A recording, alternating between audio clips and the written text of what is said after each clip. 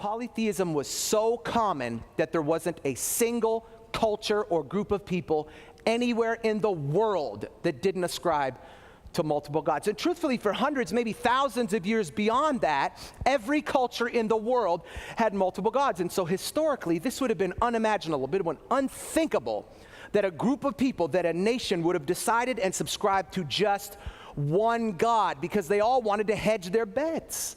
And here's why that was significant to them and ultimately for us, that God was saying, instead of looking at multiple deities to meet multiple needs, if you need healing, I want you to come to me. If you need help with your crops or your agriculture, I want you to come to me. You want help with your relationships? Come to me. Love? Come to me. Fertility? Come to me. Your business? Come to me. God was saying, I want to be your one-stop shop. Like, I want to be the source, the one source that you can depend on. And I want you to depend on me for every single aspect of your life. He was saying, like, y'all, listen, I want to take center stage in your life. I want you to recognize me for who I am. God, capital G, God, the one and only, the first, the last, the Alpha, the Omega, the beginning, the end. That's it.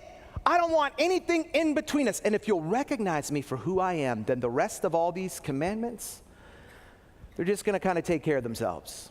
The rest of these commandments, they'll just fill in the details, they'll just fill in the blanks, because if you'll put me front and center and come to me for all your needs, everything else is just going to work itself out. And that is the starting point for anybody who wants to function inside of a relationship, whether that be with God or whether that be with a spouse. This is literally the definition of how you should function inside of a marriage. Like, if you are 95% faithful to your spouse, you are 100% unfaithful. Nobody's, when they say the vows, said, I'll be kind of faithful, like, I'll kind of keep myself to you and you. Well, not just to you alone, because there's no old girl gonna holler at me from high school in 10 years, and I'm doing Facebook, and we're gonna have some little chats on Facebook. We won't do nothing.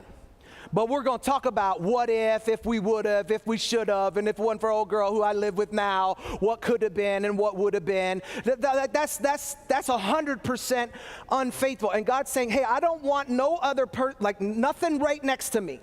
I don't want anything else in the mix. I don't want your attention focused on anybody else. I want you to be 100% focused and 100% loyal to me. That's the first commandment. Don't have any other gods beyond me, beside me, other than me.